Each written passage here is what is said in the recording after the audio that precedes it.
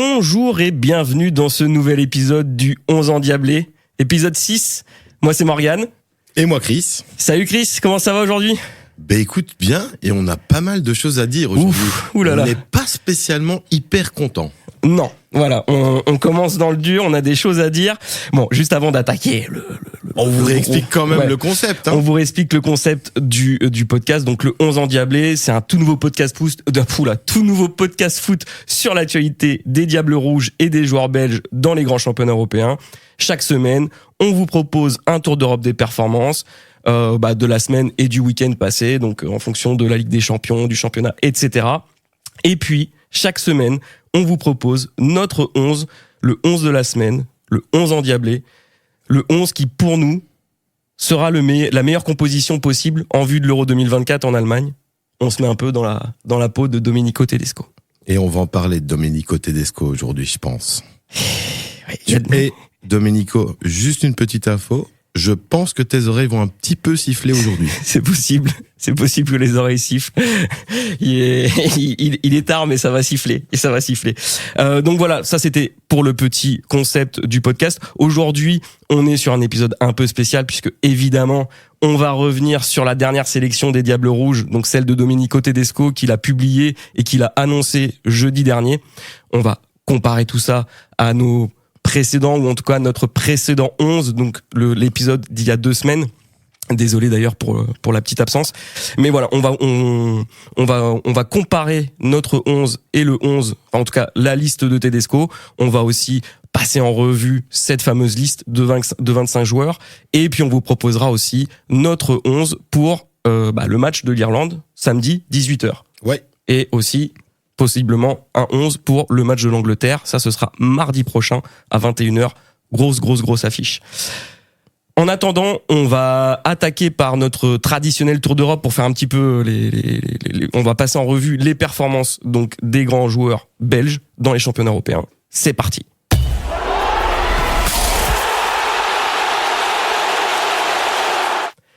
Et pour commencer le tour d'Europe, traditionnellement, on commence toujours par l'Angleterre. L'Angleterre, Kevin c'est là où on a peut-être le plus de joueurs aussi, oui. Et c'est quand même le meilleur championnat du monde. Hein. On est d'accord, c'est le championnat le meilleur du monde, ça c'est sûr, avec le plus de joueurs belges représentés en tout cas au niveau international. Donc évidemment, on commence par l'Angleterre et on commence surtout par Kevin De Bruyne, qui ne fait pas partie de la liste de Tedesco. Je pense que de toute façon, vous le savez, vous êtes au courant de la news.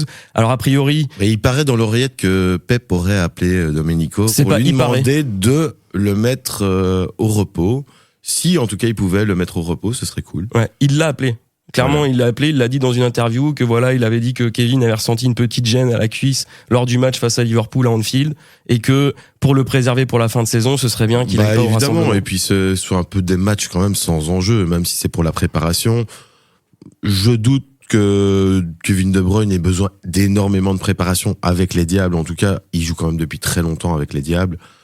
Voilà. C'est Kevin De Bruyne, il sait quoi faire. Il a la vista, il sait comment faire, il y a aucun problème a priori. Hein. Donc voilà, pas d'inquiétude en tout cas de notre côté. Il sera certainement dans la liste du mois de juin, ça c'est sûr. Ça c'est sûr. Et bon, toujours en forme avec City, évidemment, même si voilà, il est un petit peu blessé ces derniers temps. Il y a eu la qualif face à Copenhague en Ligue des Champions. À City, on a évidemment aussi Jérémy Doku, qui a un chouïa mieux quand même sur les derniers matchs là, les 2-3 derniers matchs avec les Blues. Avec les Sky Blues, ça a été quand même un petit peu mieux. Il est évidemment lui aussi dans la liste de Tedesco. Qui s'en passerait ? Personne. On a aussi Trossard à Arsenal. Trossard qui, très bien, hein, évidemment. On l'a déjà dit, il a été notre endiablé de la semaine, il y a 2 épisodes. Voilà, sans sourciller, il est là. Il est là, ça continue de bien rouler avec Arsenal et ils ont fait surtout un gros match face à Porto en Ligue des Champions, le match retour, où Trossard finalement est le seul buteur du match qui emmène les 2 équipes en prolongation. Oui, on peut le dire quand même. Donc il sauve bien les miches d'Arsenal. Hein. Oui, très bien. Hein. Ouais. Et ça nous fait plaisir en tout cas de compter Trossard parmi nos joueurs, celui qui joue du coup dans le club qui est pour le moment en tête de la Première Ligue. Et avec l'absence de De Bruyne, on ne peut que penser qu'il aura, je pense, beaucoup de temps de jeu face à l'Irlande et face à l'Angleterre, surtout qu'on est sur des équipes dans un championnat dans lequel lui-même évolue. Donc voilà, football anglais. Je pense aussi. Ce sera logique. Pas de grosse surprise à ce niveau-là. Non. En Angleterre, on a aussi Youri Tillmans à Aston Villa. Ils ont fait un petit nul en championnat ce week-end, mais ils se sont qualifiés en Conference League face à l'Ajax d'Amsterdam quand même la semaine dernière. Ouais, c'est pas mal quand même, ils sont toujours là. Par contre, ils tombent sur qui? Marseille, c'est pas ça? Si, ouais, Marseille, Marseille Aston Villa pour aïe pour Marseille ou aïe pour Aston Villa. Aïe pour Marseille, frère. Ouais. Mais attends, Aston Villa, ils sont quand même, on rappelle qu'ils sont 4e de championnat cette saison. Ils sont sur une saison quand même assez extraordinaire en Première Ligue. Ils sont clairement dans le Big 6 cette année, voire même le Big 8 parce qu'en Angleterre il y a tellement d'équipes. Et Marseille, c'est un très très bon tirage pour Aston Villa. Après Marseille en Europe, on n'est jamais à l'abri d'un exploit parce que ils adorent ça. Ils font une plutôt bonne saison cette année en Europe. Ah bah Marseille sont qualifiés du coup en quart de finale. Face à, mais alors du coup non, qu'est-ce que je dis comme bêtise? Je dis c'est pas en Conference League, c'est en Europa League effectivement. Ouais. Je me corrige parce que c'est un petit peu confusant et entre la Conference League, l'Europa League, la Ligue des Champions, la C1, la C3, la C4, ça n'a aucun sens. Mais voilà, pour Marseille, Aston Villa. Dites-le nous en commentaire. Moi, je suis un peu d'accord qu'on devrait arrêter ces histoires. Si on a 3 compétitions, C1, C2, C3 et battre ça. Des C3, C4.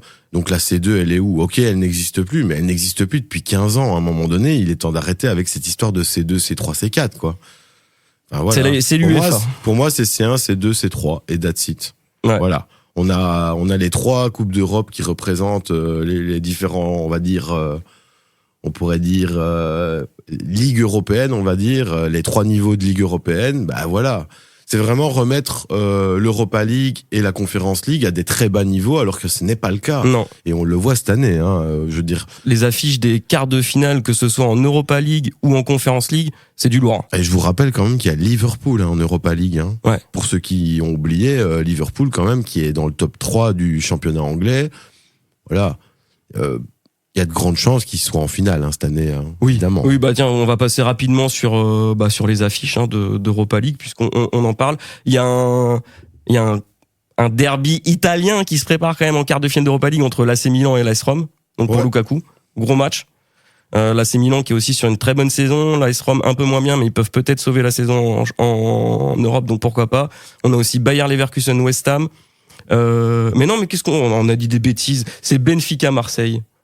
Ah, c'est Benfica Marseille. Et c'est Lille, c'est une équipe française qui prend Aston Villa et c'est en Conference League. Bon, désolé, on s'est perdu, mais on vous donne la bonne version à la fin quand même. Mais oui, c'est Aston Villa Lille en quart de finale de Conference League. Tout à fait. Et Benfica pour Marseille, c'est pas non plus un bon tirage.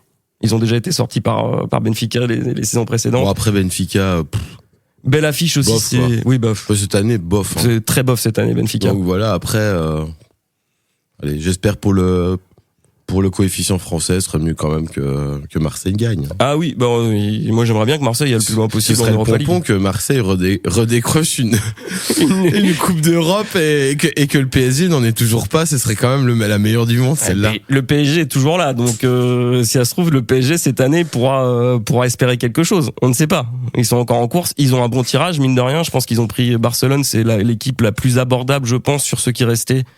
Ouais, après le Barça, ça reste le Barça. On est d'accord que ça reste le Barça. Voilà, mais ils sont plutôt pas mal en ce moment, donc. À voir. Dans les affiches d'Europa League, pour terminer rapidement, parce que c'est quand même des gros clubs, on a donc aussi Liverpool, Atalanta. Donc ça, c'est quand même AC Milan, Rome, Bayer Leverkusen, West Ham, Benfica, Marseille, Liverpool, Atalanta.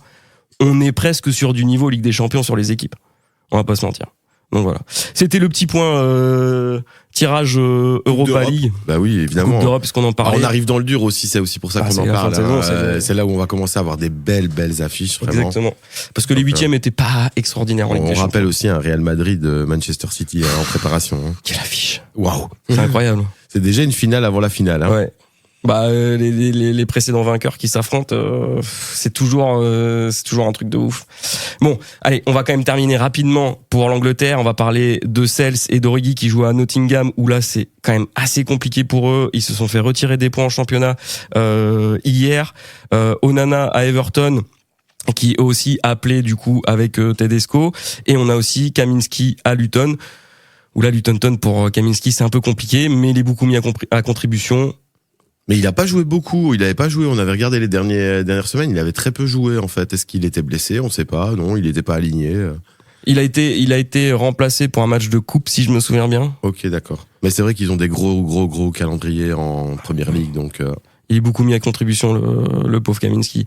Et puis aussi, on va parler très rapidement de Woodface avec Leicester qui ont été sortis en FA Cup ce week-end par Chelsea. Woodface qui joue donc en Championship. Ouais. Et qui est quand même appelé par Tedesco dans la liste. Ouais, c'est un peu... Enfin bon, ça c'est peut-être un des choix sur lesquels on n'est pas d'accord. Ouais.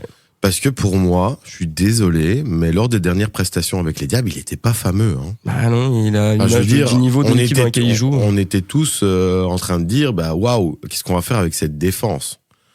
Donc là, qu'il ait, ouais, peut-être pour l'expérience, j'en sais rien, tu vois, ou alors vraiment il veut lui redonner sa chance et tenter de le relancer. C'est peut-être ça aussi son idée à Tedesco, c'est de relancer des joueurs qui sont en manque de temps de jeu, puisqu'on voit quand même on en parlera un peu plus tard, mais il a aussi sélectionné des joueurs qui manquent de temps de jeu, clairement. Ah oui, très clairement. Ou qui sont blessés. Oui. Donc, bon. Donc,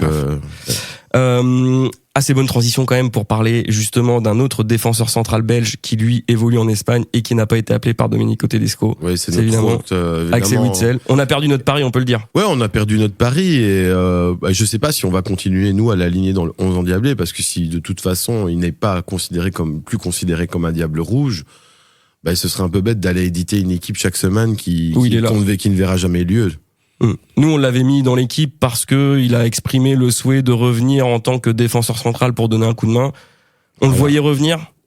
Je pense qu'on était beaucoup à le voir revenir. Après, on n'est pas à l'abri d'une surprise. Hein. Si les résultats de notre défense ne sont pas vraiment convaincants lors de ces deux amicaux, peut-être que Domenico va revenir là-dessus. Hein. Ouais. Et nous réserver une surprise de finalement aller sélectionner Witsel. Ouais, le petit coup de massue sur la tête qui pourrait. Ouais, on rappelle, il y a encore 2 matchs donc prévus ensuite avant le contre le Monténégro, si je me rappelle bien. C'est ça, il y a encore deux matchs amicaux. Et c'est ça. Ouais, c'est des petites vraiment des petites équipes. Mais bon, après voilà. Ouais. Si on a envie de relancer un joueur dans le game, pourquoi pas. Maintenant, j'ai vraiment des gros doutes sur Witsel, malheureusement. Moi aussi. Et Axel, on est désolé, mais nous on avait envie de faire ce pari avec toi. C'était fou. Voilà, on comprend pas en fait. Parce que je suis désolé, bah voilà, t'as quand même plusieurs compétitions dans les jambes, et là versus des joueurs qui en ont aucune. Enfin, je veux dire, on parle de Bast, Connie de Winter. Enfin, je veux dire, c'est pas des joueurs. Même Franks, un théâtre que j'adore, il a pas le niveau de Witsel quoi en défense centrale. Donc bon. Ouais, c'est un peu incompréhensible. Bon, voilà. En tout cas, Witsel à l'Atlético, ils ont été battus sèchement ce week-end par le Barça, 0-3 sur leur pelouse. Gros match du Barça. On le rappelle, futur adversaire du PSG en quart de finale de Ligue des Champions. C'était justement pour ce match que je disais que attention au Barça quand même. Hein. Ouais. Mais par contre, si vous l'avez vu, ou en tout cas si vous avez eu la chance d'être devant la télé, c'était mercredi soir dernier, Atlético Inter, c'était incroyable le match. Ah oui, moi malheureusement je n'étais pas là, j'étais en France à ce moment-là, donc qualification de l'Atlético face à l'Inter, l'Atlético qui avait perdu le match aller 1-0, qui est mené 1-0 et qui finalement revient à 2-1 pour arracher les prolongations. Ouais, mais l'Atlético, on le rappelle aussi, est un habitué quand même des grands rendez-vous et est souvent là dans les hautes sphères de la Ligue d'Europe. Hein. J'ai lu une stat sur, je crois que Simeone il est là depuis 11 ou 12 ans, je sais plus, mais l'Atlético avant qu'il arrive, ils avaient atteint 3 fois le stade des quarts de finale en compétition européenne seulement sur toute leur histoire, depuis que Simeone est là 7 fois. Ah ben voilà. Hein. Les stats parlent. Hein. Ouais. Et on rappelle aussi qu'ils ont gagné l'Europa League, ils ont aussi gagné une super coupe. Face à Chelsea. Ils ont fait des finales de Ligue des Champions face au Real. Avec Courtois dans les buts d'ailleurs. Oui, exact. Pour ceux qui s'en rappellent. D'ailleurs, Courtois, mauvaise nouvelle aujourd'hui ? Bah ouais, très bad news. En même temps, est-ce qu'on pourrait dire, est-ce qu'il n'y a pas un peu de karma derrière tout ça ? Mais on lui souhaite évidemment pas de mauvaises choses à Thibaut. Hein, mais c'est vrai qu'aujourd'hui, il s'est blessé au genou. Et donc, pas le même genou, l'autre genou. Ouais. Donc oui, c'est très bien. On parle de 7 à 8 semaines minimum. Oui, parce donc, que là, on est assuré clairement qu'il ratera l'Europe. C'est ça, le débat est clos. On ne peut plus compter sur lui, ça c'est sûr. On espère qu'il va peut-être profiter de ce temps pour essayer de reparler avec Domenico et qu'il remette les choses à plat. rabibocher un petit peu parce tout que ça. bon, voilà, Thibaut Courtois, c'est vrai que t'as un Thibaut Courtois au top, c'est un des meilleurs gardiens du monde, hein, on peut pas se leurrer. Hein. Bah, tu vas pas dans une compétition internationale Et sans Thibaut d'ailleurs, Courtois. je serais le Real Madrid, je serais pas confiant en n'ayant pas Thibaut pour jouer contre Manchester City. Hein. Après, Lounine fait une très bonne saison. Bonne saison. Il remplace Courtois, mais il le fait très bien. Bah oui, ils font une très bonne saison, mais après, là, c'est Manchester City, quoi. On est d'accord. C'est pas Rétafé, avec tout le respect qu'on a pour Rétafé, c'est pas je veux Rétafé. dire, on le sait quand même que, certes, les clubs du top espagnol sont presque au niveau des clubs on va dire, du top anglais. Mais par contre, les clubs du mid-top espagnol ne valent pas les clubs du mid-top anglais. Non, c'est pas la même intensité, c'est pas le même football, c'est moins physique, clairement. L'Espagne est un cran en dessous du championnat Voilà, anglais. c'est le deuxième championnat versus le premier. On a 2 ou 3 équipes en Espagne, Atlético, Real et le Barça. Et alors un petit exceptionnel, genre Gérone cette année. Gérone, non, sinon on a des habitués, Séville, Valence. Oui, Séville, on les retrouve d'ailleurs très souvent en Europa League ou Conference League ou autre. Hein. Oui, voilà, c'est des équipes habituées. Je reviens rapidement sur l'Espagne, du coup, avec aussi le retour de Luque Bacchio, qui lui fait partie de la liste de Tedesco. Il revient tout juste, hein. Luque Bacchio, il a joué 2 bouts de match. Il est appelé, alors que ça faisait 2-3 mois qu'il était blessé. Voilà. J'imagine qu'il a une grosse confiance de la part de Tedesco. Ouais, il a une bonne confiance. Est-ce qu'il veut aussi pas le relancer ou lui dire tiens, je compte sur toi quand même. C'est l'occasion de lui donner du temps de jeu. Il a vraiment joué. Il a même pas joué une mi-temps, je crois, sur les 2 bouts de match qu'il a joué avec Séville. En soi, on peut dire qu'il était très convaincant lors des derniers matchs avec les Diables. Hein. Donc, en soi, je comprends qu'il soit sélectionné. Il a marqué un super but la dernière fois avec les Diables. Bah, tout à fait. Donc, voilà, je ne vois pas pourquoi Domenico ne le sélectionnerait pas, en fait. Oui, il faisait partie des précédentes. Est-ce qu'il va être titulaire? Ça, je sais pas. Ah, moi, je mettrais une petite piécette. À voir, hein. Peut-être contre l'Irlande, l'Irlande, on joue pas non plus contre une super énorme équipe pour commencer. Est-ce que c'est pas l'équipe parfaite pour donner un petit peu de temps de jeu à notre ami Dodi? Bah, je pense que je préfère le voir comme ça et me dire qu'il a sélectionné ses joueurs pour ces raisons-là que de me dire qu'on est complètement dans un délire d'ego en se disant oui, mais non, mais de toute façon ceux-là, je me suis pris la tête avec eux, je les sélectionne pas, donc je prends les autres. J'espère pas. On verra.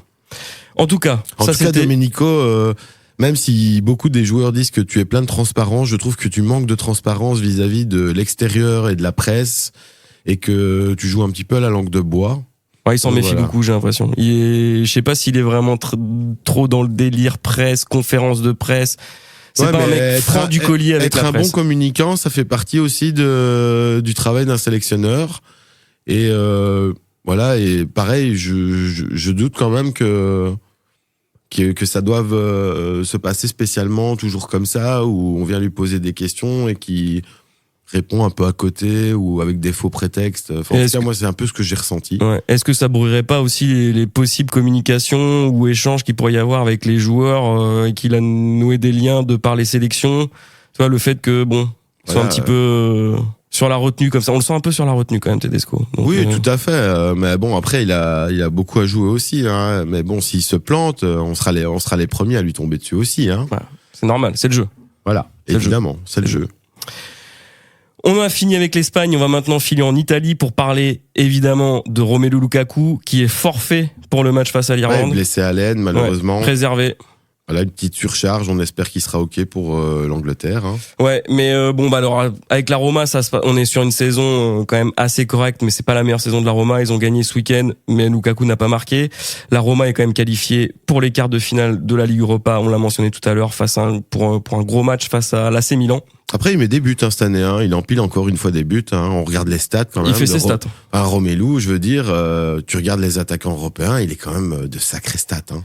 Il reste dans un top 10, top 15. Voilà, sans problème. Hein. Et je pense que ça peut faire taire pas mal de détracteurs. D'ailleurs, beaucoup de gens le verraient bien retourner à Manchester United. Tiens. Ouais, une mauvaise idée, mais bon. Voilà. Je suis pas sûr. En Italie, on va aussi parler rapidement de Charles de Ketelaere, un peu plus dans le dur et muet ces dernières semaines avec l'Atalanta, malgré la qualif en Europa League, avec Liverpool à jouer en quart. Donc là aussi, gros match pour de Ketelaere.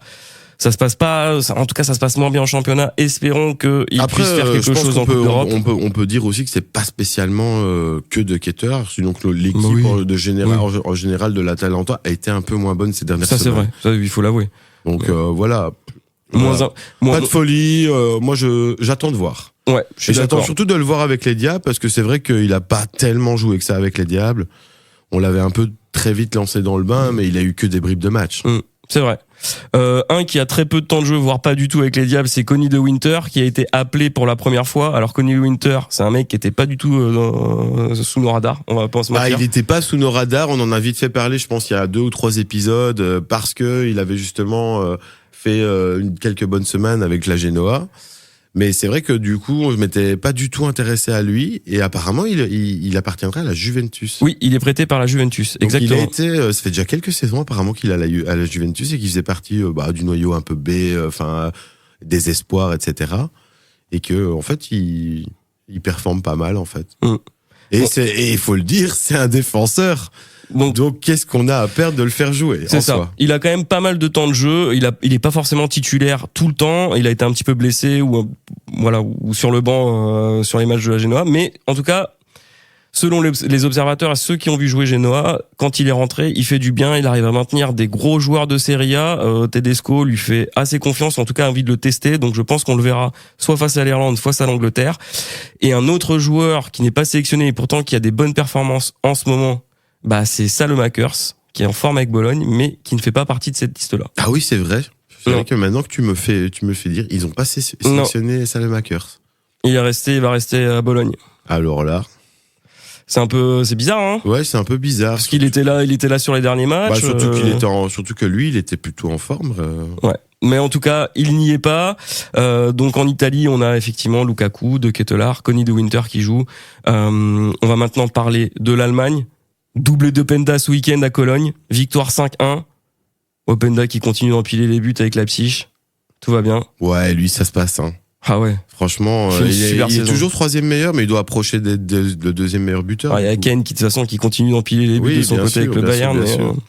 Mais bon, voilà, il est sur des stats mieux limite encore que l'année passée. Oui. Il faut s'attendre à ce qu'il dépasse les 25 buts avant la fin de la saison. L'année passée, il avait atteint, je crois, les 21 ou 22 buts, ce qui était le record de buts marqués pour un joueur du RC Lens. Et là, ça lui fait combien, du coup? 19, c'est ça? 19, ouais. Il était à 17, donc il a 19. 19 plus 4 marqués, je crois, en Champions. En Champions ou en Coupe. Donc, grosse semaine d'Openda qui fait évidemment partie de la clairement, liste. c'est un joueur qu'on va observer vachement plus en détail, d'autant plus que l'absence de Lukaku lui donne une réelle opportunité de commencer un match. Ouais, il va avoir du temps de jeu, ça c'est clair. Je vais avancer un petit peu plus rapidement parce qu'on n'a encore pas l'Allemagne. Donc terminer l'Allemagne, les Pays-Bas, la France et la Belgique à discuter. Donc en Allemagne, on a Wolfsburg avec Castells qui est blessé, lui aussi lors de ce rassemblement. Ouais, malheureusement blessé à l'épaule de ce que j'ai vu. Ouais. Il y a Vranks aussi qui joue très peu à Wolfsburg, mais qui est quand même appelé. Ouais, qui est en forme. J'ai vu son interview, il expliquait qu'il avait été légèrement blessé et que depuis, c'est vrai que son coach avait fait d'autres choix que lui, mais en tout cas, lui, il se sentait prêt et il était très très content de faire partie de l'aventure. Possible qu'on le voit quelques minutes lors des 2 prochains matchs. Tout à fait. On a aussi le petit, peu péjoratif, mais le petit Arne Engels de Augsbourg qui a de nouveau fait une passe décisive ce week-end, justement la victoire 3-1 de Augsbourg face à Wolfsburg, où Castells ne jouait pas parce que blessé. Lui aussi, on sait jamais. Peut-être que ça pourrait être une surprise, mais en tout cas avec Augsbourg, il est sur une bonne saison. Il est sélectionné, non? Il n'est pas sélectionné. Non, il n'est pas sélectionné. Ça pourrait être une surprise. Non, ici la surprise c'est plutôt, je dirais plutôt Deman, hein. Ah oui, Deman, hein. On n'a pas trop vu venir non plus. Voilà, tant qu'on est en Allemagne, oui, au Werder Bremen. Avec des résultats et un temps de jeu pas foufou en plus. C'est familique, hein. Enfin, j'avoue, c'est un peu une surprise. Je comprends pas trop. Pas que je ne le vois pas dans l'avenir peut-être être un diable, mais en tout cas, il a pas encore assez performé pour moi pour imaginer être un diable actuellement, hein. Titulaire, je crois pas une seule seconde. Je pense que c'est quelqu'un qui veut intégrer dans le noyau. Mais bon, peut-être. On le sait, Domenico Tedesco, étant allemand, ayant entraîné des clubs d'Allemagne, a des accointances avec l'Allemagne. il a sûrement eu l'occasion de peut-être appeler le coach du Werder et lui poser la question, tiens, qu'est-ce que tu penses de Olivier? Est-ce qu'il est bon? Et peut-être que simplement le gars lui a dit, en fait, le mec, il est incroyable, mais c'est juste que j'ai 2 ou 3 autres joueurs qui performent 10 fois plus encore et qui sont plus âgés. Qui ont plus d'expérience. Voilà. Logique. Donc ça pourrait peut-être aussi expliquer un choix. À voir. Alors, on verra. J'aime bien émettre pas mal d'hypothèses aujourd'hui, quand même. Mais on a le droit, puisque c'est vraiment le moment pour se prêter aux hypothèses. Surtout avant 2 matchs aussi importants. Après l'Allemagne, les Pays-Bas, tout va toujours bien pour le PSV, Bakayoko, hormis l'élimination en Ligue des Champions, évidemment, face à Dortmund. Bon, évidemment, on s'attendait pas non plus à voir le PSV aller déjà aussi loin, donc c'était déjà pas mal. Oui, très très bien. Et puis bon, au championnat, ils vont être champions, donc il n'y a pas de souci. Et Bakayoko, on risque aussi de le voir dans les 2 prochains matchs qui viennent. En France, on va évidemment parler du Stade Rennais et de Arthur Théat. Bon, Arthur Théat était blessé ce week-end, mais Rennes a gagné 2-0 face à Marseille. Et ça fait plaisir. Et puis, à Lyon, on a Mangala qui est toujours blessé, qui a pas joué les derniers matchs, les 2-3 derniers matchs avec Lyon, il était pas là. Mais il est quand même appelé par Tedesco. Mais les 2! Ouais. Donc ça nous fait déjà encore 2 mecs qui sont encore potentiellement blessés. Castells, Théat, au final, Mangala, je pense qu'on va pas Lukaku. avoir si compliqué à faire une équipe puisqu'on va prendre juste ceux qui sont pas blessés, quoi. Non, je rigole. Après la France, on va parler de la Belgique. On est sur la fin de la phase classique du championnat. L'Union Saint-Gilloise a terminé avec 70 points. Anderlecht en a 62. On divise tout par 2 et on relance un mini tournoi à 6. Un peu dommage quand même pour l'Union ce week-end, qui n'a pas pu profiter vraiment de la défaite d'Anderlecht. Malheureusement. Ouais. Et ils ont réussi à faire un match nul. Je trouve ça un Anderlecht petit peu qui a perdu face à Courtrai. Ouais, le lanterne rouge. En plus, lanterne rouge. Et moi, malheureusement, Charleroi, on va jouer les playdowns, quoi. Ah ouais, compliqué. Compliqué pour Charlouse. Aïe. Allez, on y croit quand même. Ouais, écoute, Mais écoute, je me rappelle de cette saison. Il y a une saison, justement, où j'ai suivi beaucoup plus Charleroi, où j'allais beaucoup plus au stade. Et c'est vrai que je me rappelle qu'on a envahi le terrain parce qu'on s'était sauvé, je crois, face à Ostende. Putain. Si je me rappelle bien. Le sauvetage miraculeux face à c'est comme si on avait gagné le championnat ce jour-là. Je suis reparti avec un bout d'herbe, un morceau du filet. C'était la folie. C'était n'importe quoi. Anderlecht, on a quand même 2 joueurs qui viennent avec les Diables Rouges, Vertonghen et De Bast. La petite surprise, c'est quand même Torgan Hazard qui est pas appelé. Ouais, ça, je trouve qu'il aurait pu quand même le récompenser. De par le fait que, en plus, c'est un joueur qui vient à la base d'Allemagne. Il le connaît un peu, normalement. Je suis assez étonné qu'il l'ait pas sélectionné, vraiment. Ouais, j'ai même sentiment, je comprends pas. Je sais pas trop ce qui se passe. J'ai un peu cette impression que quand même faire jouer des joueurs en forme, c'est quand même important, quoi. Surtout que Hazard, il est vraiment en forme avec Anderlecht en ce moment, même s'ils ont perdu ce week-end. Ouais, on rappelle aussi que Torgan Hazard, avant d'arriver à Anderlecht, il était sur une blessure assez longue aussi. Il a eu beaucoup de temps pour se revalider. Voilà. Et il est bien revenu. Il revient clairement à un niveau au-dessus du championnat belge. On le sait, il jouait quand même à Dortmund avant. Son seul défaut peut-être, c'est de pas avoir été. Ouais, c'était à Dortmund. À Dortmund qu'il était. Ouais. Son seul défaut, c'est peut-être de ne pas avoir été des derniers matchs avec les Diables Rouges parce que justement il était blessé. Est-ce que certains joueurs que Tedesco a appelés, voilà, il y a des préférences, des systèmes de jeu. Que je me dis, ok, t'as des préférences, d'accord, mec, mais à un moment donné, je veux dire, tu peux pas reprocher à tous des anciens diables d'être des anciens diables, tu vois. Enfin, à un moment donné, ouais, je comprends pas. Il sélectionne quand même Meunier, donc. Oui, sélectionne Meunier, donc. Bon, après, il a donné les raisons de pourquoi il avait sélectionné Meunier. Il a dit, on peut pas se passer de bac. Et il a raison. On n'a pas 50. On en avait besoin. Ça, c'est sûr. Donc, voilà. On en avait besoin. La plus grosse surprise, et ce sera une transition parfaite pour attaquer notre prochain sujet, qui sera, du coup, le 11 de la semaine. C'est quand même la présence d'Arnaud Baudard du Standard de Liège, donc le gardien du Standard, appelé avec les Diables Rouges. Putain, moi, je comprends pas. Je suis désolé, mais je comprends pas. Eh ben, tu sais quoi? Qu'est-ce qu'il fout là, quoi? On va en parler tout de suite avec notre prochaine séquence, le 11 de la semaine.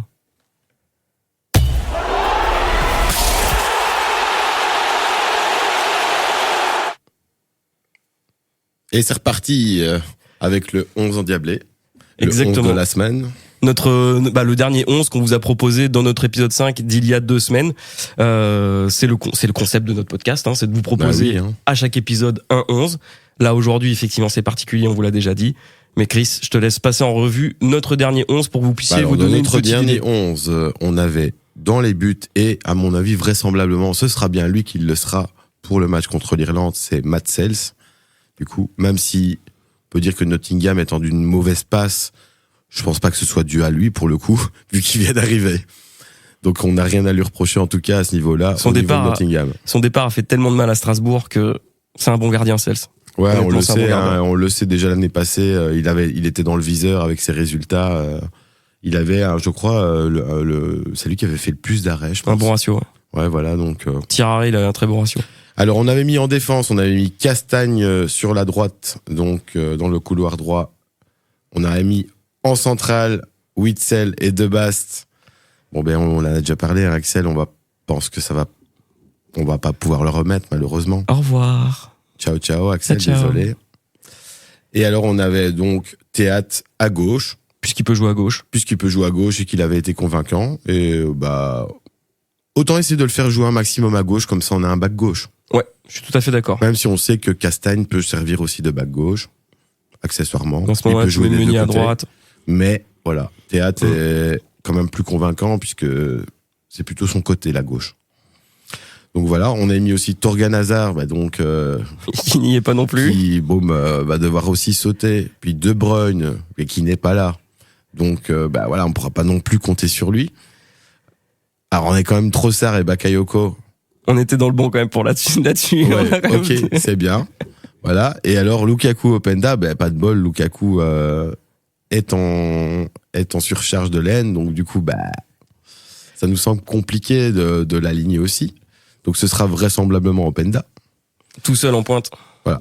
Est-ce que moi je propose quand même, c'est que je vais faire rapidement, quand même, on n'en a pas parlé de la liste complète, mais je vais juste la citer comme ça. Ouais, vas-y. On peut un peu se comparer avec nos listes qu'on avait aussi. Exactement. Parce que, voilà, nous on avait quand même une liste avec des subs, on en avait aussi 23. Donc là on a dans la liste Bodard, Castells, Kaminski, Sells comme gardien. Exception faite de Bodard, on va dire il n'y a pas de surprise. Non. Mais par contre j'espère quand même qu'on va pas partir avec 4 gardiens. Ça n'a aucun sens. J'ai jamais vu une équipe je ne comprends pas pourquoi il appelle Bodard. 4 gardiens pendant un tournoi. J'ai l'impression, je vais te dire, qu'il a appelé Bodard juste pour faire, tu vois, genre les deux équipes de je sais pas, de 7 ou 8, et à chaque fois ils ont un gardien, et les 4 gardiens jouent à l'entraînement, mais Bodard, je pense qu'il est là juste pour faire le nombre. Ouais, voilà, mais enfin, je me dis qu'il aurait peut-être pu prendre un Salemaker, c'est laisser Bodard à la maison, et on part avec 3 gardiens, et on est bien. Ouais. Enfin bon, bref. Alors on avait ensuite Bakayoko, Batshuayi, Castagne, De Ketelaar, De Winter, De Bast, Deman, Doku, Faas, Lukaku, Lukebakio, Mangala, Meunier, Onana, Openda, Théâtre, Tielemans, Trossard, Vermeeren, Vertonghen et Vranks. Alors moi, dans cette liste, on l'a déjà dit un peu avant, Olivier Deman, pour moi, c'est un petit peu trop... Voilà. Pour moi, je vois pas trop... Petite incompréhension pour lui dans la liste. Au même titre, je suis désolé quand même de Michi, même s'il a fait quand même quelques bons résultats en Turquie. Voilà. Moi, il m'avait pas convaincu la dernière fois avec les Diables, en fait. Mais c'est le problème de Batshuayi, c'est que ça reste un très bon subs, mais... Ouais, tu pars là-bas avec un subs, quoi. Et à chaque fois, c'est un super sub, mais un super sub qui n'est plus aussi super sub qu'avant non plus. Ah non, il se fait plus tout jeune, Michi. Voilà. Bon, après, voilà, on n'a pas de Lukaku disponible. Peut-être qu'il pourra épauler quand même. C'est peut-être pour ça qu'il l'a pris, parce qu'il savait que Lukaku était pas à 100% aussi. Au final, rappelons qu'il ne prend que 3 attaquants sur cette liste. 3 vrais attaquants. Ouais, 3 Batshuayi, Lukaku, Openda.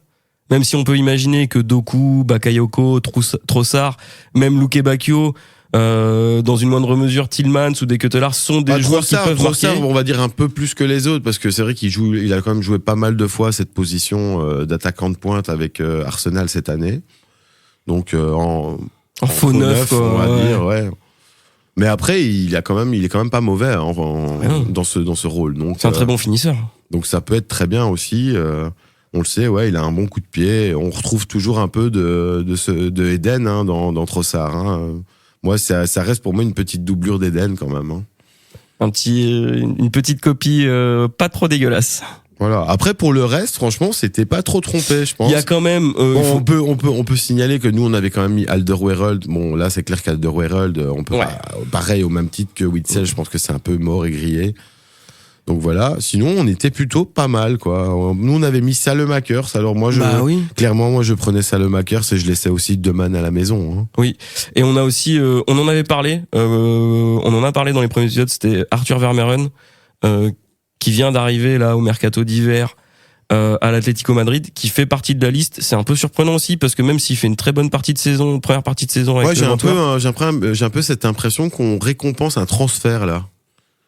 Le fait qu'il soit allé dans une grosse équipe. Ouais, j'ai un peu cette impression-là, tu vois, et voilà, il se dit, ouais, non, ils sont pas trompés. Ce qu'il faut savoir, bon, après, il était déjà international avant, mais les joueurs, quand ils jouent dans leur club, ont des meilleurs contrats, ou en tout cas un meilleur salaire quand ils sont internationaux. Il y a une prime de joueurs internationaux dans les clubs.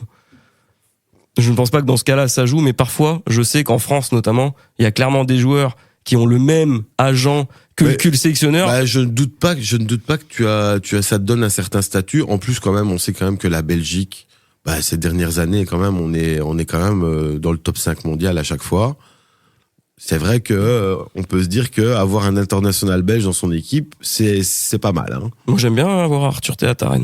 J'adore. Je pense que Pep est content avec Kevin De Bruyne et Jérémy Doku aussi dans ses rangs. Sans déconner. Donc voilà. Donc évidemment, on est très content que nos Diables jouent dans des grands championnats et dans des grands clubs. C'est le cas de Vermeeren à Atlético. C'est comme ça aussi qu'on espère gagner un tournoi. Hein. Oui. C'est avec des joueurs qui ont l'habitude de grands tournois comme des Ligues des Champions, etc.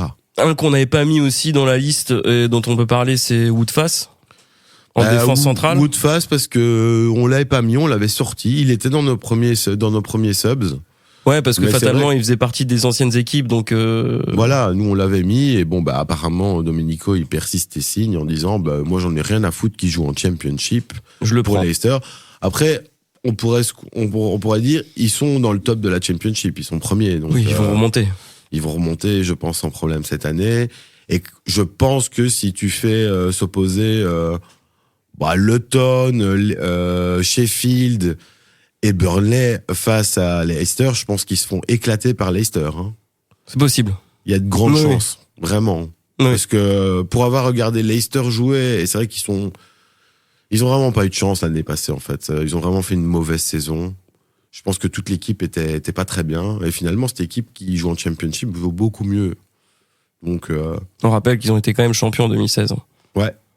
Avec Mahrez. Voilà, et malheureusement pour Burnley, je pense qu'ils ils ont gagné contre Sheffield quand même, donc. Voilà, ils sont avant-derniers maintenant, puisqu'ils ont battu finalement, ils étaient derniers, mais ils ont battu l'avant-dernier, du coup.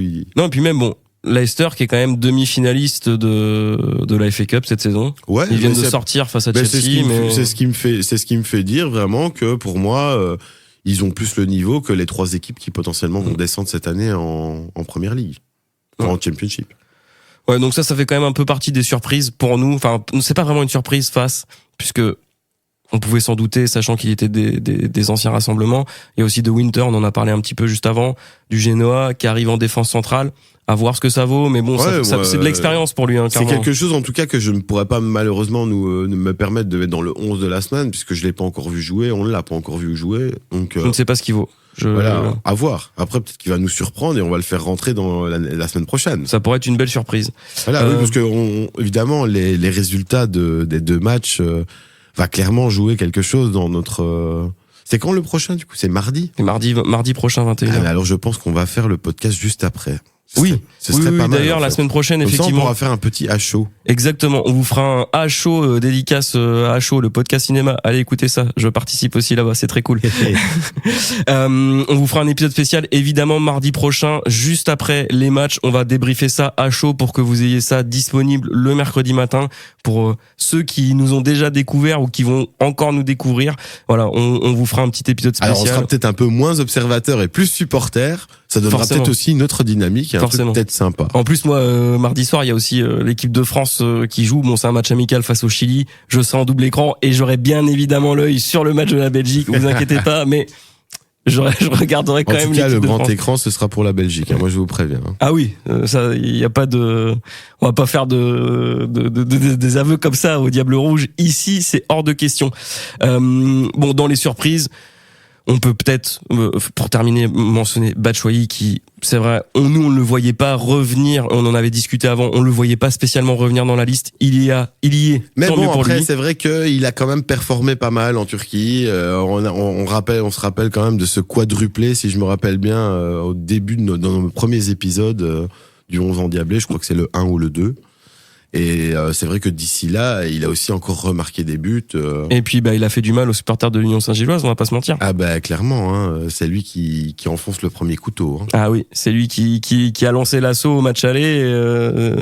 Dommage d'ailleurs pour l'Union. Félicitations quand même à l'Union d'avoir été gagné par contre à Fenerbahçe parce que ça c'était un beau petit exploit quand même. Ouais. Hein. Aller gagner là-bas.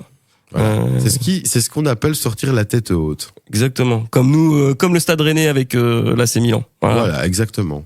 On a perdu le match aller, mais on a gagné le retour bien comme il faut, et au moins on part pas la queue entre les jambes. C'est mieux pour le COEF aussi. Hein, exactement. Une victoire reste une victoire pour le COEF, tout à fait. Donc.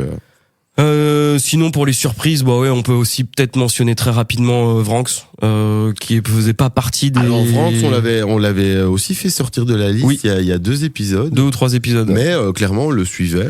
Oui, et puis ça reste un on l'avait bon mis. Voilà, on savait, c'est un ancien espoir. De fait, il est potentiellement dans la liste. Ouais. Dernier rassemblement, il est appelé pour pallier à l'absence de je ne sais plus quel joueur au milieu, alors qu'il était avec les espoirs justement convoqués. Tedesco l'a fait venir. Faut croire qu'il lui a laissé une bonne impression puisqu'il est là. On va pas se mentir. Les joueurs qui sont là maintenant au mois de mars pour ces matchs amicaux ont de très grandes chances d'être là pour l'Euro au mois de juin. Alors moi juste peut-être pas Olivier Demann, peut-être pas Arthur Vermeeren. Ça je pense que c'est plutôt il les a appelés peut-être pour les tester et pour leur dire simplement peut-être écoutez les gars, je compte sur vous mais pour plus tard. Ouais. Voilà. Parce que la liste clairement. Ouais, bon, après, c'est vrai que quand tu laisses un Witzel à la maison, c'est vrai que t'as un peu de place. Mais bon. Mais là, à 80%, je pense qu'on a la grosse ossature du groupe des Diables Rouges qui ira à l'Euro 2024. Donc, bon. Mais Domenico, quand même, je dois te le dire, putain, mec, t'as craqué, quoi. Pourquoi t'as pas pris Witzel, quoi?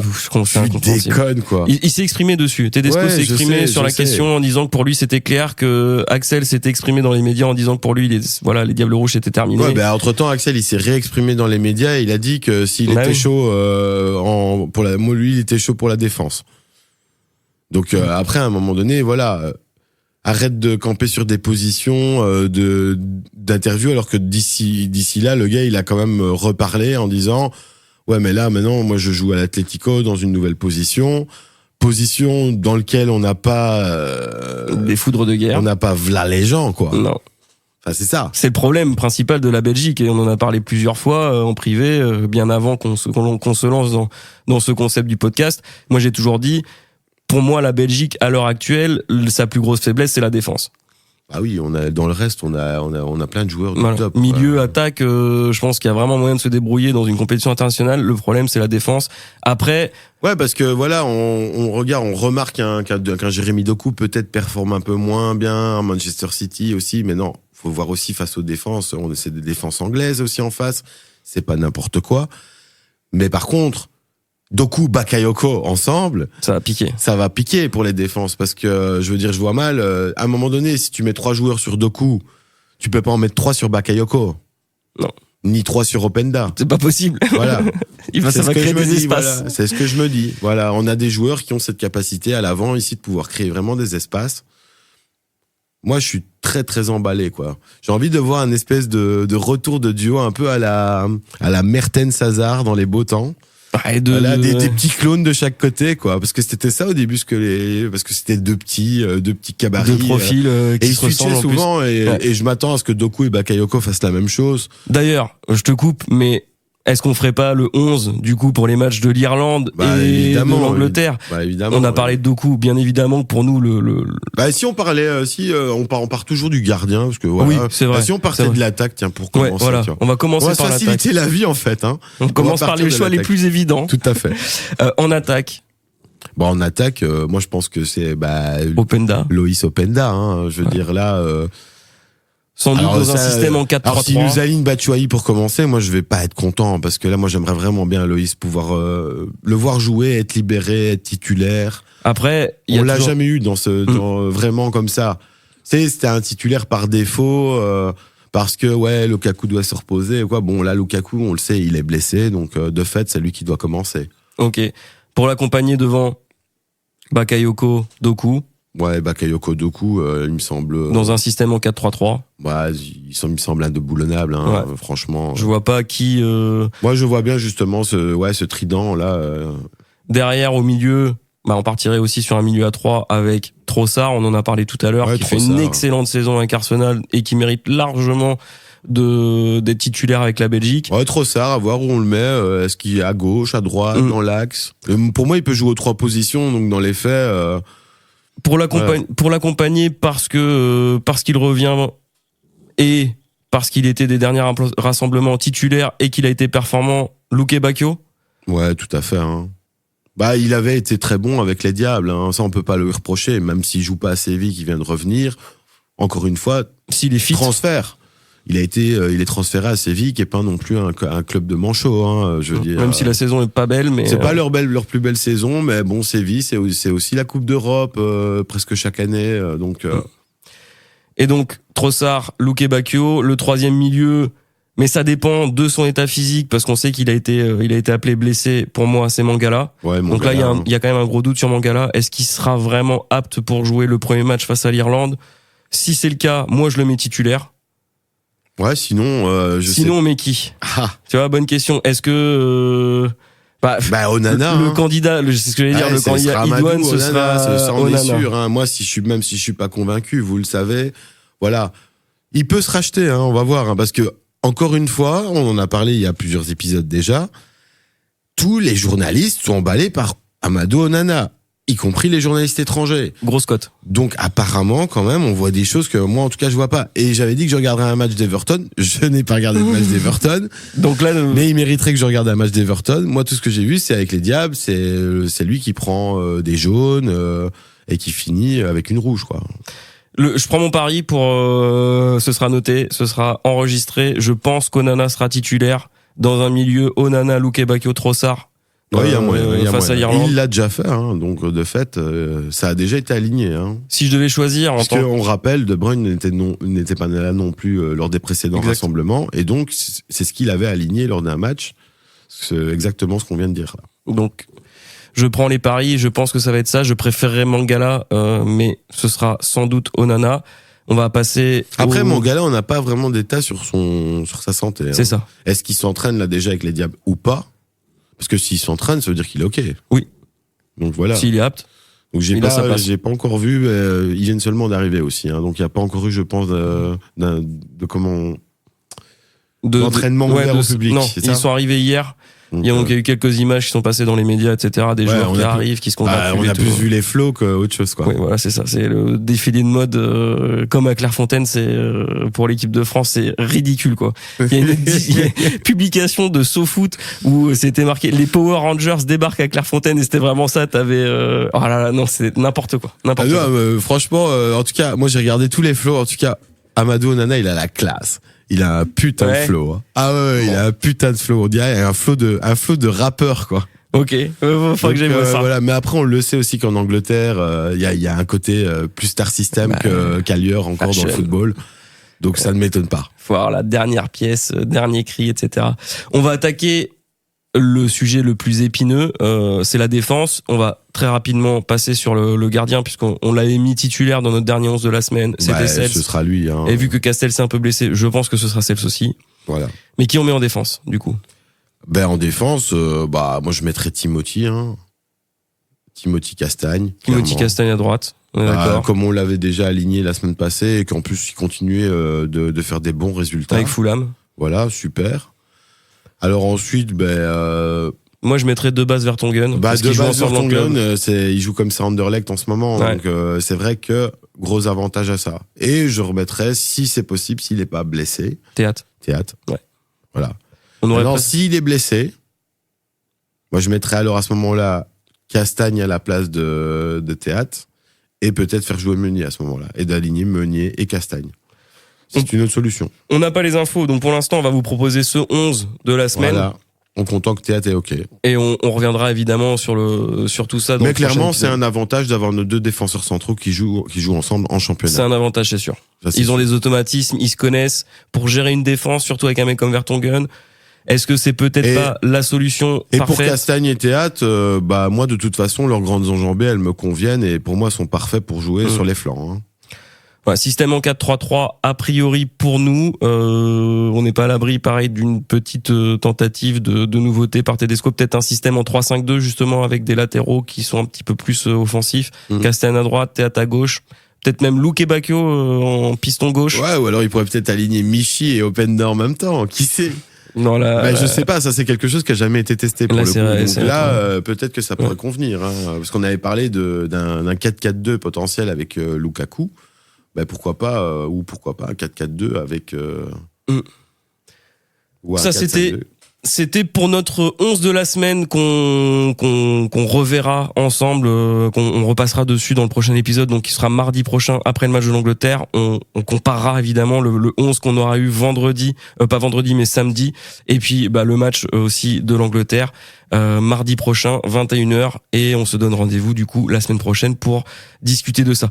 Ce n'est pas la fin du podcast, je vous rassure, on a encore quelques petites séquences à vous proposer, à commencer par notre gros sujet de la semaine. Ah non, et t'as oublié quelque chose d'important. Ah, Notre endiablé de la notre semaine. endiablé de la semaine, effectivement. Notre endiablé de la semaine, c'est peut-être pour ça qu'on a peut-être oublié cette séquence. C'est parce que pour la première fois, on a décidé de pas changer d'endiablé de la semaine. Parce que finalement, la semaine passée, on aurait pu peut-être dire que Openda n'avait pas performé et donc on aurait pu mettre quelqu'un d'autre. Semaine dernière, oui. Mais là, c'est vrai que ce week-end, c'est quand même le seul qui vraiment sort du lot. Mais et avec un doublé en plus. Hein, donc, je veux dire, en Bundesliga, un doublé, ça reste un doublé. Hein. Et pour un attaquant, mettre des buts, ça reste son travail. C'est pour ça qu'il est payé et qu'on le fait jouer. Voilà, donc voilà, c'est clair. Loïs, félicitations, tu es notre premier diable rouge à être deux fois endiablé de la semaine. Le back-to-back. Voilà. Bon, après, je m'attends à ce que Kevin De Bruyne refasse un retour dans ce classement assez rapidement. Hein. Tu crois ? Je suis pas sûr. Il y a des chances. Hein. Au même titre que Leandro Trossard aussi, ou d'autres joueurs, hein, parce que on va pas toujours... D'ailleurs, au même titre qu'Openda, qui n'était même pas un titulaire chez les Diables, est quand même endiablé de la semaine. Est-ce qu'on n'a pas The Lukaku avec cette histoire quoi? Ouais, j'espère pas pour lui, parce qu'il a quand même un gros record à aller chercher Lukaku, ce serait bien qu'il joue. Ouais, c'est bien sûr. J'aimerais bien le voir contre l'Angleterre. Il sera là, c'est un warrior, c'est un guerrier sur le terrain et on a besoin de lui. Et on le sait aussi que son physique, il peut vraiment apporter beaucoup dans un match. Hein. Et là, il a encore une semaine pour se reposer avant le match face à l'Angleterre. Je pense qu'il jouera la semaine prochaine. Il le faut, parce que l'Angleterre, c'est du lourd quand même. Ouais, parce que on a besoin du jeu de Lukaku. Son jeu de haut but est très très important, surtout dans des équipes comme des équipes d'Angleterre, quoi, où il y a une vraie défense. Parce que on rappelle quand même qu'en défense, il y a Kyle Walker quand même. Mais Kyle Walker, Stones. C'est quand même du lourd. Hein. Ouais, non, ça va être compliqué, parce qu'on a beaucoup parlé effectivement des Diables Rouges. C'est le principe du podcast. Mais là, force est de constater que l'Angleterre, mardi prochain, ça va être une sacrée confrontation. Ouais. L'Angleterre qui affronte le Brésil samedi à 20h. En amical. Ouais, ils se tapent le Brésil et la Belgique. Ils font un Brésil. Au calme. Brésil, Belgique, ok. Ils se préparent, tu vois, genre ils se sont dit là c'est bon, on est parti, il nous faut du lourd quoi. On aurait peut-être dû faire ça et prendre 2 grosses nations aussi, hein, parce que là je suis pas sûr qu'avec le Monténégro et le Luxembourg. Est-ce que c'est les préparations Alors c'est bien pour nous mettre en jambe pour gagner, ça c'est sûr, hein, je doute pas. Hein, être sur une vague victorieuse, ça peut être très bien, hein. Mais ça peut être aussi quelque chose à double tranchant qui nous permet pas de justement voir les gros problèmes. Ouais, ça je suis d'accord. Mais c'est une transition parfaite justement pour la séquence qui va suivre. Je te laisse lancer le petit jingle.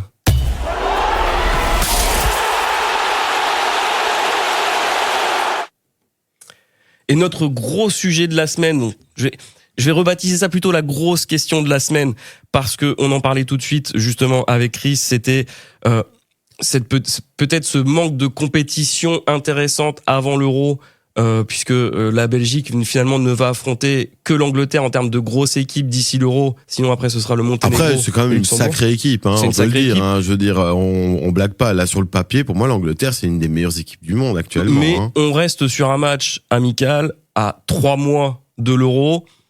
Enfin, 3 mois, 2 mois et demi, on va dire ça comme ça.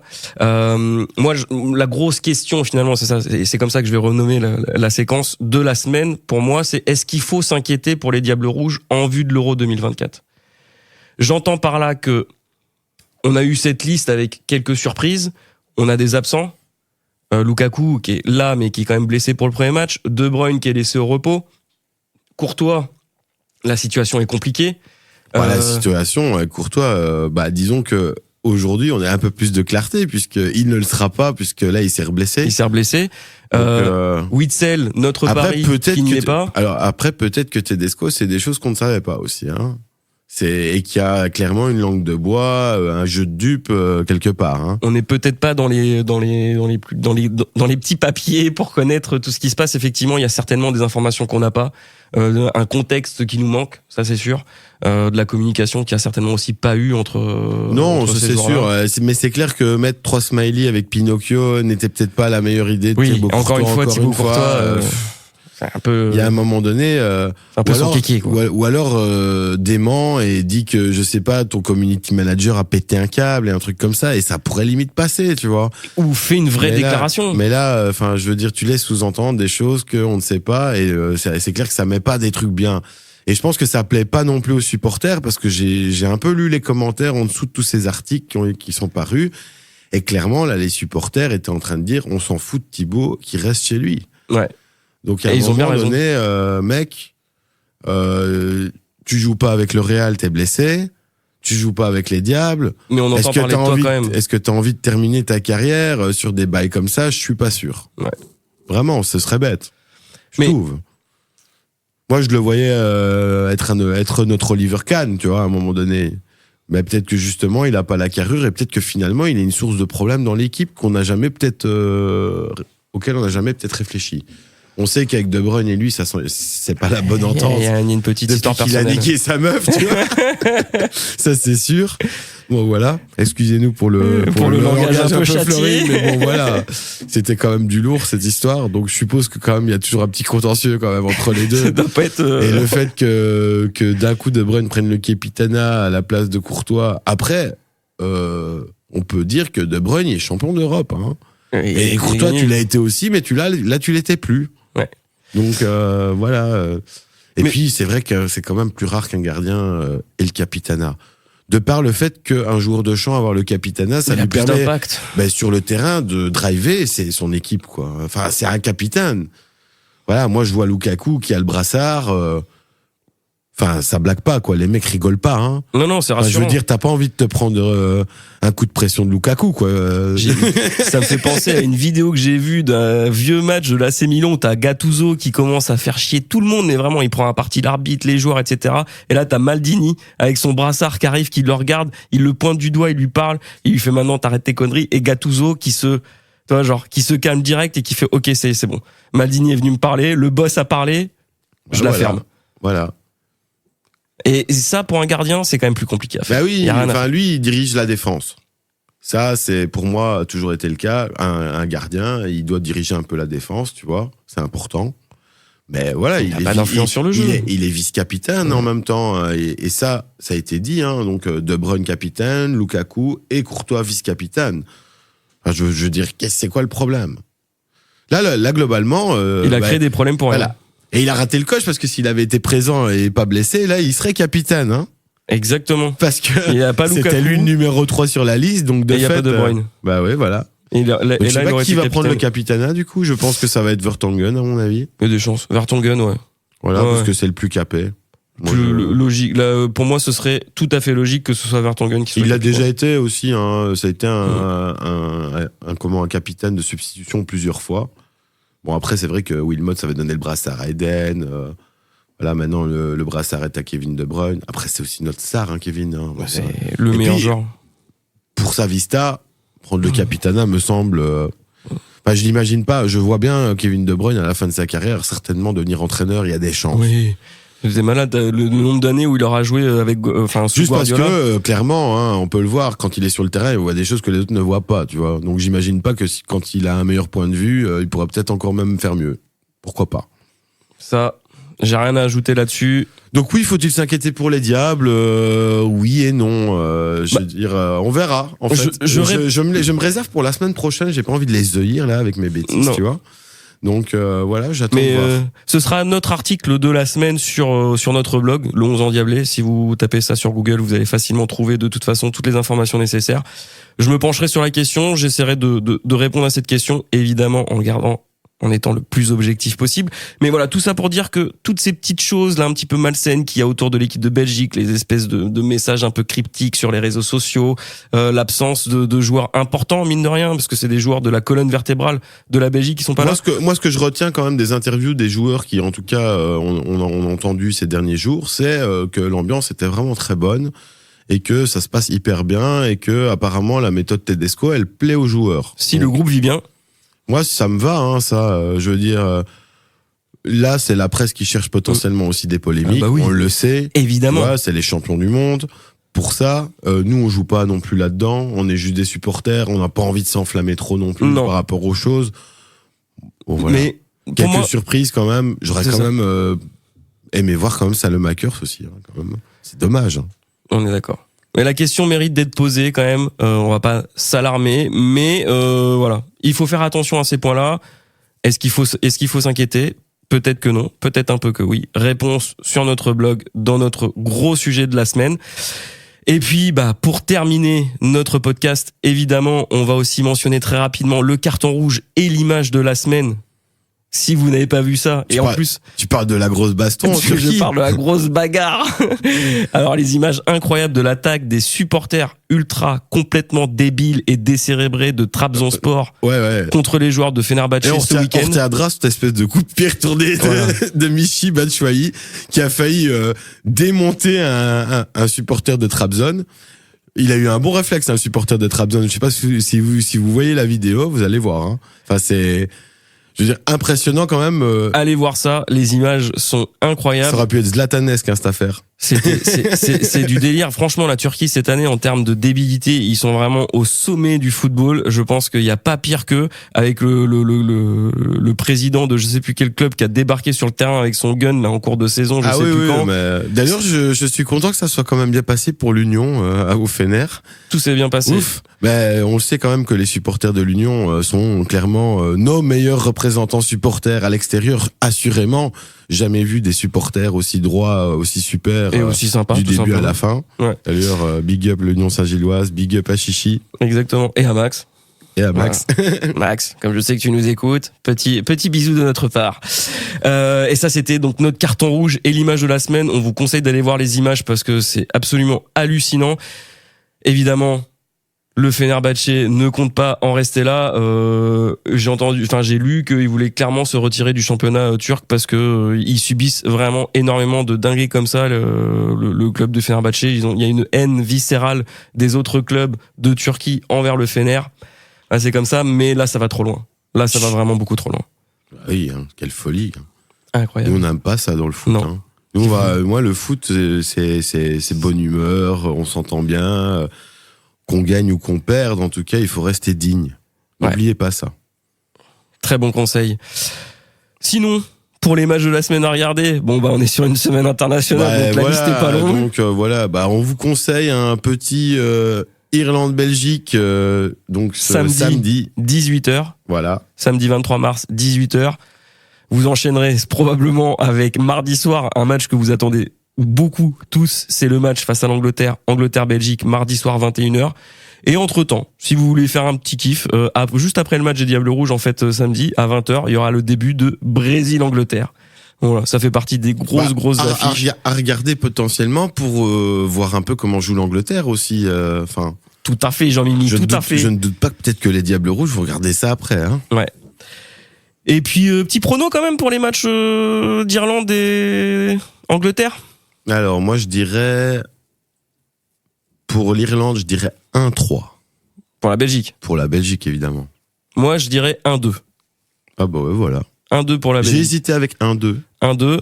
Par contre, je vais pas te mentir, je vois une défaite face à l'Angleterre. Il y a moyen que ce soit une défaite, mais moi je dirais quand même aller un petit 1-0 face à l'Angleterre et tout. Oui, parce que forcément, ton côté belge fait que tu as envie que son équipe et gagne. ce sera pas un but de Januzaj cette fois-ci. On l'a laissé à la maison. Heureusement, merci Domenico pour ça. Parce que bon, si tu nous ressortais encore à la blague de faire revenir Januzaj, et à un moment donné, c'est fini. Hein. La vieille rengaine. Ouais, c'est ça. Tu laisses pas Witsel et tu prends Januzaj, tu vois. Donc petite victoire sur le plus petit des scores, 1-0 de la Belgique face à l'Angleterre mardi soir. Voilà, mais dans le mal, hein, dans le dur. Hein, dans le dur, la Belgique. Dans le dur. Vous allez souffrir. Je pense bien. Ouais. Moi, je pense que vous allez souffrir et que ça va être compliqué. Et je vois plutôt une défaite. Allez, dans le meilleur des cas, un match nul, ce serait pas mal. Un match nul, ouais. Mais après, je vois plutôt une défaite quand même. Mais je sais qu'on a cette capacité quand même avec nos nouveaux joueurs, hein, je veux dire, de rebondir. Oui. Et de revenir. Ça fait de l'expérience, mais en toute objectivité, je vois quand même l'Angleterre meilleure, plus globalement, que la Belgique, en tout cas en termes de qualité pure. Après, au niveau du noyau. Que l'Angleterre n'a pas spécialement non plus v'là les matchs dans les pieds avec cette équipe. Ils ont une équipe aussi stellaire. Moussiala, qui a pas non Kane, plus mais des joueurs qui n'ont pas spécialement l'habitude de jouer ensemble. Non, c'est vrai. Je veux dire, on n'a jamais vu un Bellingham et Kane jouer ensemble. Et l'Angleterre au niveau international, on sait qu'ils sont souvent sujets à de gros craquages, donc peut-être que ça pourrait être une bonne surprise. On en reparle, quoi qu'il arrive, mardi prochain. On va débriefer ça à chaud et on vous invite à nous écouter pour le prochain épisode. Et d'ici là, bonne soirée. Bonne soirée, hein.